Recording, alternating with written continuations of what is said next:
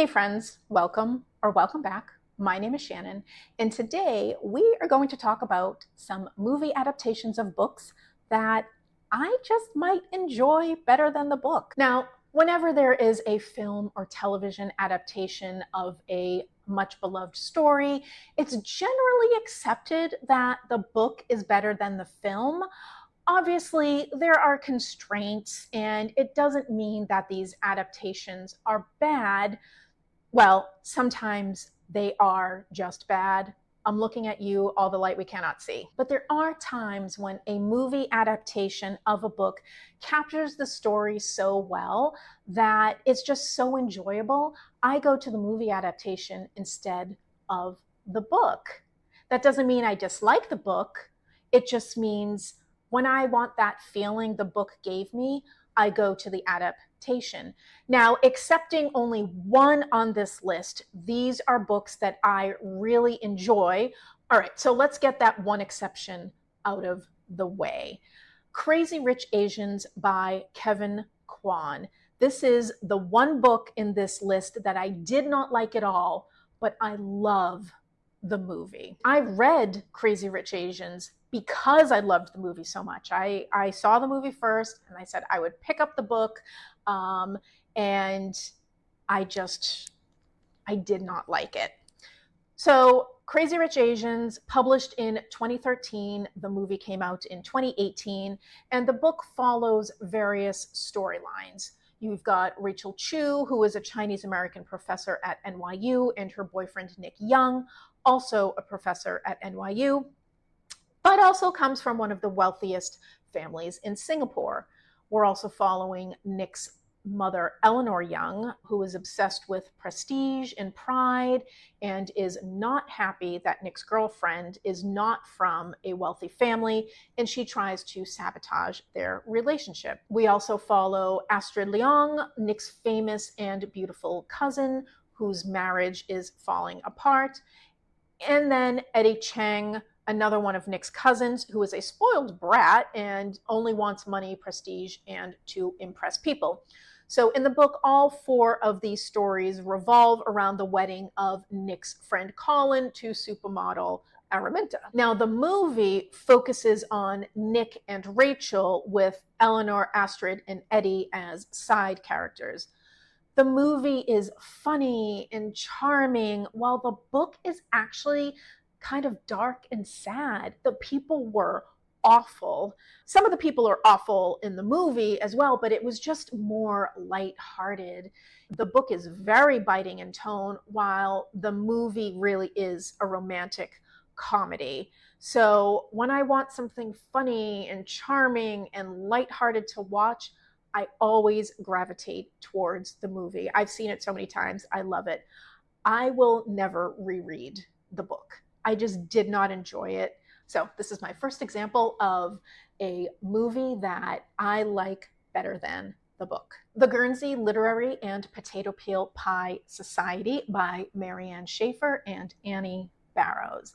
The book was published in 2008, with the Netflix adaptation coming out in 2018. The story is set in 1946, and the book is in epistolary format, so written in letters.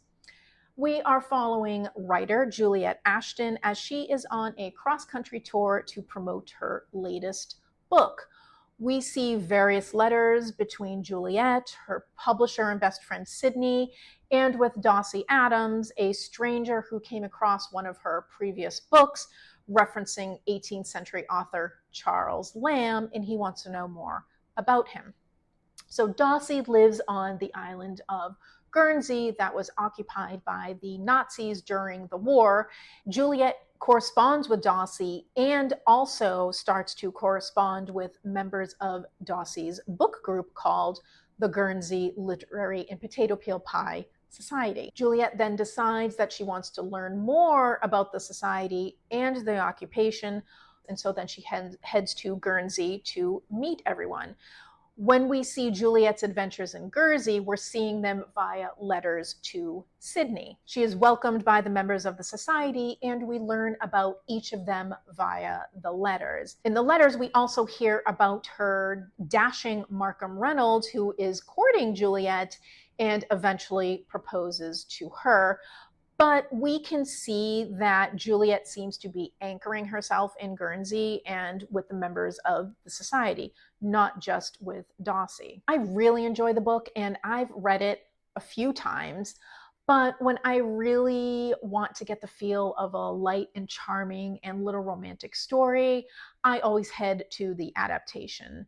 So Lily James plays Juliet Ashton, and she does an okay job of it, although I find the Juliet of the book is slightly less submissive and a bit more lively, a bit more snarky and outspoken than the Juliet of the movie. Several characters and plot lines are left out, which is fine because you can't fit everything into a movie.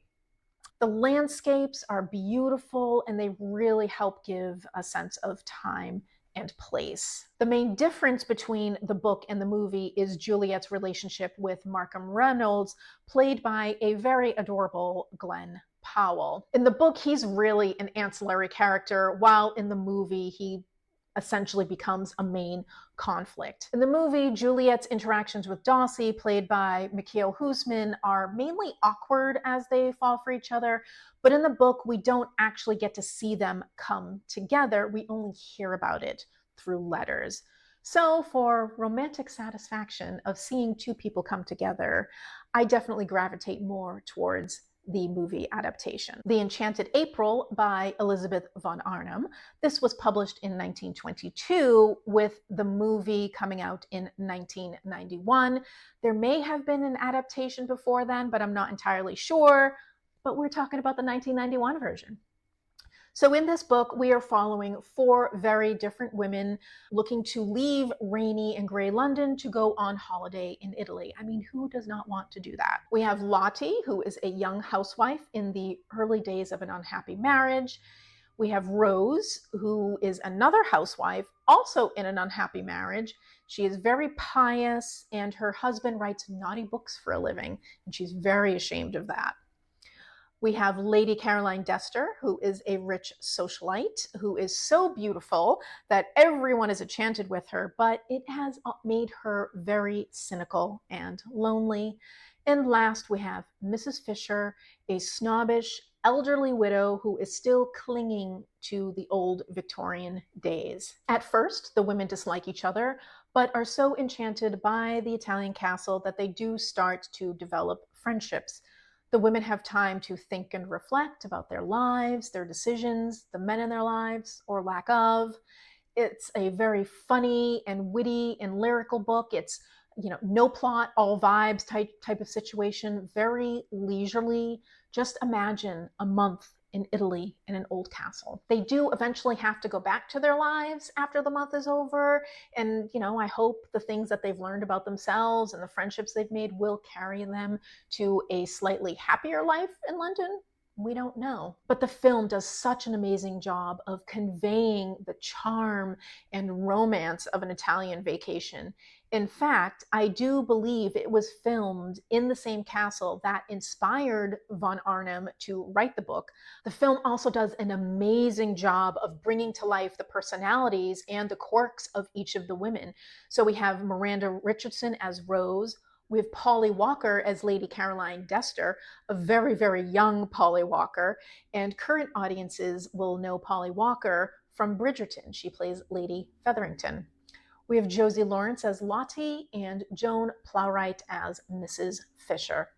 The casting is perfect, and I cannot imagine anybody but these actresses playing these characters. There are actually very few differences between the book and the movie, so you really can't go wrong with either medium.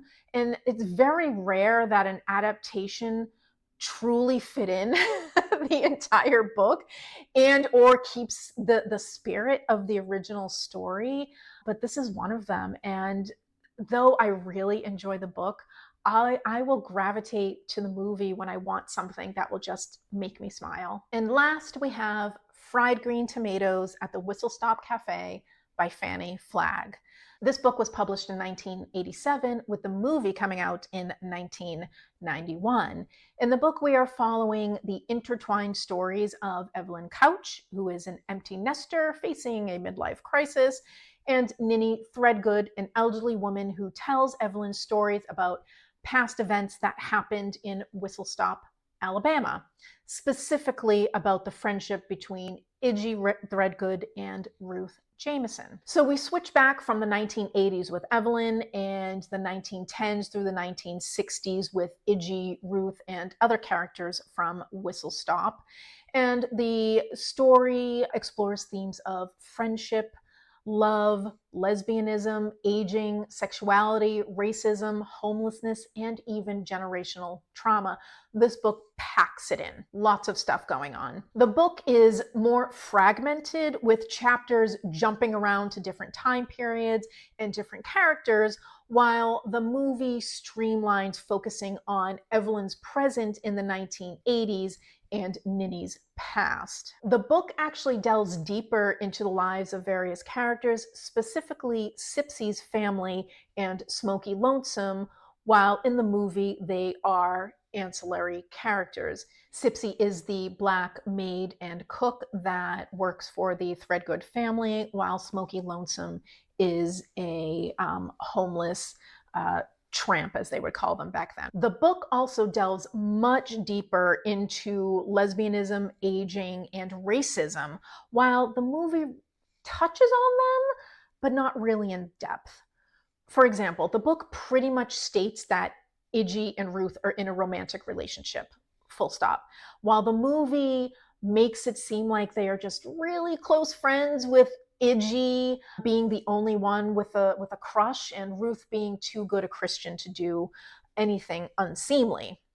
If this book were readapted today, I would be willing to bet that it would do a much better job of properly showing this lesbian relationship. We do see the racism of Alabama with Sipsy and her family, but only in the book do we actually see how the generational trauma manifests as we follow various members of Sipsy's family. In both, we do see how Evelyn is losing herself as a middle-aged woman who isn't being seen by either her husband or society, but only in the book do we actually see Evelyn's backstory as to how she ended up where she is, as well as the blatant sexism still persisting into the 1980s. And the biggest difference between the book and the movie is the ending with Ninny, which I will not spoil. Some of my favorite scenes in the movie are with Evelyn, played by Kathy Bates, and just some of the lines are just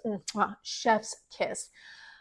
In the movie, she says, "I'm too old to be young and too young to be old." Today, that hits me hard as a 45-year-old middle-aged woman, and that's exactly how I feel. I am too old to be young, and I am too young to be old. But when I first saw this in the 1990s, I was like just a teenager, so it wouldn't have hit me then, but it hits me now. And then the best scene of all in the movie is when the two young chits steal her parking spot, saying that they were younger and faster. And then Evelyn rams her car several times into their tiny little Volkswagen Beetle and says, "Face it, girls, I'm older and I have more insurance." So classic. Literally my favorite scene in the movie, and nobody but Kathy Bates can do that. It is just fantastic casting.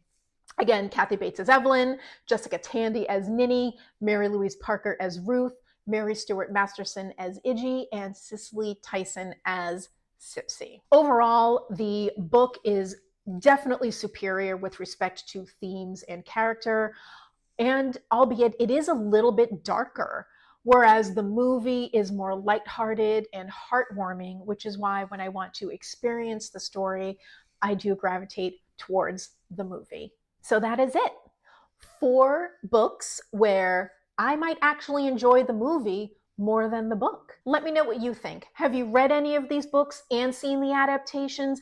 I want to know, if you've read Crazy Rich Asians, what you think about that. What do you think about those books and how the movie was adapted? Let me know. I would love to hear from you. Thank you so much for joining, and have a great day. Bye.